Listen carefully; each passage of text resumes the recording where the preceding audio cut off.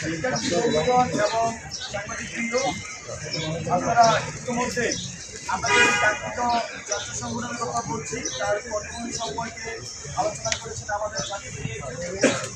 এখন আমাদের জুলাই অভ্যুত্থানে আমরা ছাত্রই অভ্যুত্থান করেছি।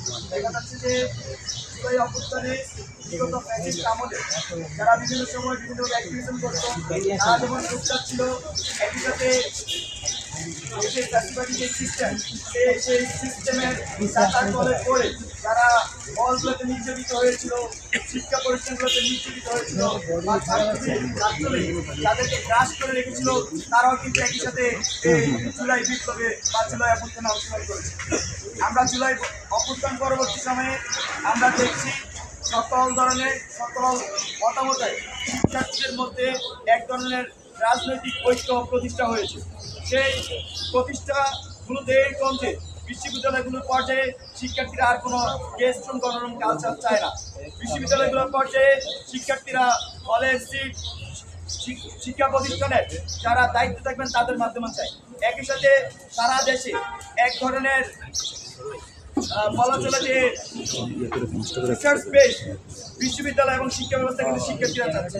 সব কিছু মিলিয়ে আমাদের যে কাঙ্ক্ষিত সংগঠন, সেই কাঙ্ক্ষিত সংগঠনের আমরা মৌলিক প্রস্তাবনা আজকে উপস্থাপন করছি।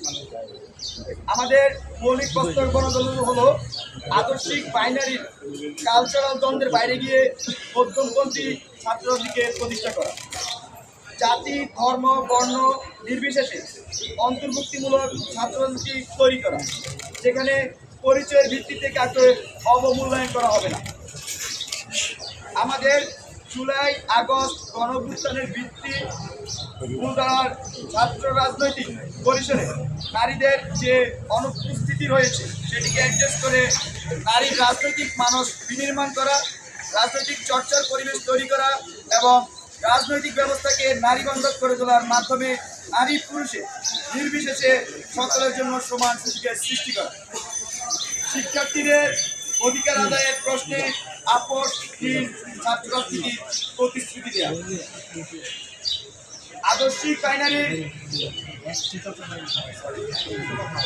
বাংলাদেশের সংগ্রাম ও স্বাধীনতার ইতিহাসকে স্বীকার করে এবং 47, 52, 62, 66, 68, 69, 71, 90 এবং 24-এর সকল গণ আন্দোলন এবং ছাত্র জনতার সংগ্রামী চেতনা থেকে ভিত্তি করে ছাত্র রাজনীতি আমরা সক্রিয় করব।